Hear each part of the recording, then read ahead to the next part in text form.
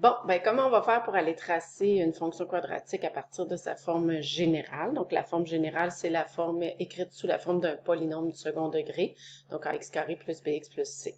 Il y a différentes stratégies, mais l'idée, c'est de se dire qu'on doit aller tracer une parabole parce que c'est une fonction du second degré. Donc, la courbe d'une parabole, pour aller la tracer, il faut aller chercher des points distinctifs. Donc, ce qui pourrait nous être utile, c'est d'aller chercher son sommet, son axe de symétrie et quelques autres points pour pouvoir aller bien tracer chacune des parties de la courbe. Donc, en premier, on va essayer de prévoir, bon, selon le paramètre A, là, qui est le paramètre devant le terme en x carré, s'il est positif, on sait que la parabole, elle n'a pas subi de réflexion, donc elle est tournée vers le haut. Dans le cas où c'est négatif, elle va être tournée vers le bas. Donc ici, on s'attend à avoir une parabole tournée vers le haut. Ce que je te conseille en premier, c'est d'aller chercher tout de suite ton sommet à partir de ton axe de symétrie. C'est sûr que l'axe de symétrie, on peut la trouver comme étant le point milieu des zéros. Mais il y a une formule aussi qu'on a vue ensemble où je te disais que pour aller chercher ton axe de symétrie, tu pouvais utiliser la formule suivante. Donc, c'est x est égal à moins b sur 2a. Donc, dans ce cas-ci, si on applique cette formule-là à notre fonction présentée, ben le paramètre b ici, c'est 4. Donc, ça va être moins la valeur du paramètre 4 que tu vas diviser par 2 fois le paramètre a qui est 2. On effectue le calcul, on obtient moins 4 sur 4, donc ça me donne moins 1. Bon, donc ça veut dire que la droite x égale à moins 1, c'est mon axe de symétrie. Donc tout de suite, là, on voit que la parabole va être tournée vers le haut, elle va être symétrique par rapport à cet axe-là. Ça nous oriente dans notre graphique. Donc ici, dans mon graphique, je peux écrire x égale à moins 1. Et je vais voir que ma parabole, elle va être symétrique par rapport à cet axe-là. Donc, parfois, ça peut être utile de partir de ce point-là. Ensuite, on pourrait aller chercher tout de suite notre point sommet. Donc, le sommet, il appartient à l'axe de symétrie. Donc, le x de mon sommet, je le connais, c'est moins 1. Donc, la deuxième chose que tu pourrais faire, c'est d'aller chercher les coordonnées complètes de ton sommet. Bon, dans ce cas-ci, on sait que le x de notre sommet, c'est moins 1. Il nous reste à aller chercher le y. Puis, puisqu'on connaît l'équation, on a juste à faire l'application dans notre formule. On a juste à remplacer le x par moins 1 dans notre équation et d'effectuer le calcul approprié, comme je le fais présentement, en appliquant notre moins 1, moins 30. On n'oublie pas de toujours bien respecter la priorité des opérations. Donc, dans notre situation ici, on effectue l'exposant d'abord, donc moins 1 au carré qui va nous donner 1. Ensuite, on fait les multiplications dans l'ordre de présentation. Donc, ici, on va obtenir 2, moins 4, moins 30. Et si on fait le calcul, 2, moins 4, moins 2, moins 30, ça va nous donner moins 32. Donc, le sommet, c'est le point moins 1, moins 32.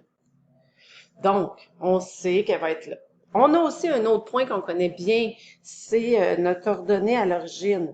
Donc, souvenez-vous que le paramètre C qui est ici, le paramètre C, donc moins 30, c'est notre ordonnée à l'origine. Donc, ça, c'est un autre point qu'on a bonus. Donc, l'ordonnée à l'origine, c'est le point sur l'axe des ordonnées.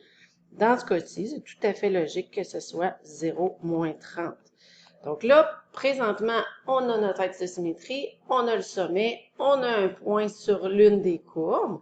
Donc, on peut tout de suite aller porter ces informations-là dans notre graphique. Donc, je sais qu'à moins 1, je suis à moins 32. Oups, là, la graduation que m'offre mon plan cartésien, je ne vois pas mon sommet, mais toi, c'est toi qui vas faire ta graduation. Donc là, je vais changer la graduation de façon à avoir ce point. Donc ici, A, c'est mon point sommet. Je peux aussi aller positionner mon ordonnée à l'origine, qui est le point 0, moins 30. Il va apparaître directement. Donc là, OK, on a une idée, on a la courbe. Là, on la voit pas vraiment. Tu sais, je dois aller former une courbe comme ça. Si je la mets dans mon graphique, oups, il me manque un petit peu d'éléments. On le sait qu'elle va être tournée vers le haut. On le sait que par symétrie, si j'ai le point, attendez, on ne le voit pas nécessairement bien. Je vais monter ici, je vais augmenter ma graduation, ça va peut-être être plus facile. Si j'ai une courbe de ce bas-ci, de l'autre côté, je vais avoir la même courbe de façon symétrique. Donc, le point qui est à l'ordonnée ici, qui est à 0, moins 30, je vais l'avoir à égale distance de l'autre côté par rapport à l'axe de symétrie. Donc, ici, j'ai une distance de 1 par rapport à l'axe de symétrie. Donc, à une distance de 1 de l'autre côté, je vais aussi être à moins 30. Donc, on peut très bien aller positionner tout de suite le point symétrique qui serait moins 2, moins 30 par symétrie. Donc, vous voyez, là, ça se place bien. Donc là, si on veut favoriser un beau tracé, bien, on pourrait aller chercher n'importe quel autre point du côté droit ou du côté gauche. Donc, par exemple, en remplaçant par moins 2, je l'ai déjà, moins 3, moins 4, ou je pourrais mettre 3, 4, 5, et remplacer dans ma fonction ici, je pourrais aller faire mon tracé, faire un beau tracé. Et toujours aller chercher le symétrique de l'autre côté. Si je veux être encore plus précise pour aller chercher des points spécifiques, je pourrais aller chercher les zéros de ma fonction. Ce seraient les 2 points sur l'axe des X. Donc, très souvent, on aime avoir nos abscisses à l'origine pour l'analyse fonctionnelle par la suite ou pour les questions qui pourraient nous être posées. Donc, pour ce faire, bien là, vous devez aller chercher les zéros de votre fonction. Donc, je vais terminer avec ça. Dans le fond, ici, si je vais aller chercher les zéros de ma fonction qui seraient quand même assez pertinents dans notre situation. Donc, pour aller chercher les zéros de ta fonction, tu as 2 options. Soit tu y vas par factorisation, donc tu égalises ton équation à 0 plus 4x moins 30 et que là, tu factorises selon la technique appropriée. Dans ce cas-ci, je pourrais très bien d'abord simplifier par 2, donc faire une simple mise en évidence ou diviser par 2 de chaque côté pour simplifier le polynôme à factoriser. Ensuite, puisque le polynôme contient 3 termes, j'utiliserai la technique somme-produit. Donc, je cherche 2 nombres dont la somme doit me donner 2 et dont le produit doit me donner 1 fois moins 15, donc moins 15. J'énumère tous les facteurs possibles de moins 15 en pensant aux facteurs opposés. Donc, dans ce cas-ci, rapidement, pour le bien de la cause, je me rends compte que c'est 5 moins 3. Donc, je réécris mon polynôme. Plus 5x moins 3x moins 15. On effectue notre double mise en évidence. Je vois apparaître le même binôme. Je suis heureuse, comme je vous dis souvent. Et donc, dans notre situation ici, pour quelle valeur de x mon équation est bel et bien inégale à 0? Bien, c'est pour quelle valeur de x la première parenthèse va donner 0?